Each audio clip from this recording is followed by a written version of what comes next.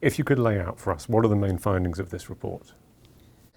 This report shows that we have reached the highest number of people displaced by conflict ever, 59.5 million, and 16% more than last year and 60% more than a decade ago, which means that this is a situation that is getting out of control.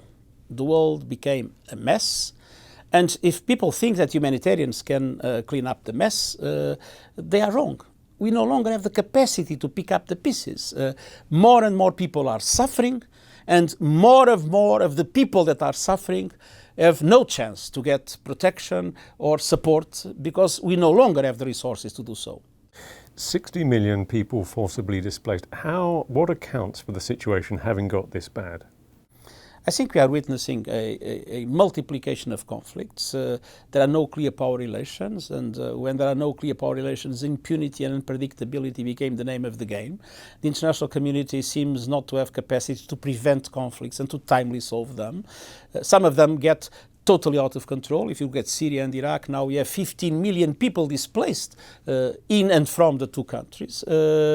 And so it's absolutely essential that those that have an influence in the parties to each conflict, because they provide money or weapons or they have interest in the region, for those that have an influence to come together to understand that their differences, their contradictions now matter very little, and it is absolutely essential to put an end to this nonsense. Let me go into that. Every year the numbers seem to rise, but now they're rising much faster than in the past.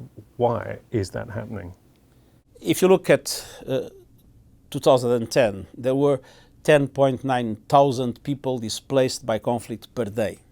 In 2011, 14,000. 2012, 23,000. 2013, 32,000. Last year, 42.5 thousand. Things really are getting out of control simply because this world seems to be a world at war.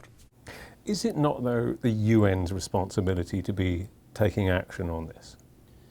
There are different dimensions in the UN. Of course, the political dimension means Security Council decisions, and the Security Council capacity to prevent and to end conflicts has been very limited because of the contradictions that we all know exist. On the other hand, the humanitarian agencies like ours are now struggling because the increase in resources we have is far from being enough to be able to respond to such a staggering escalation of the crisis we face and of the suffering of the people we are confronted with. Would you say we're in an entirely new level of displacement today, or is this a gradual evolution from what we've seen in the past? I think that when an escalation becomes so staggering, there is not only a quantitative change.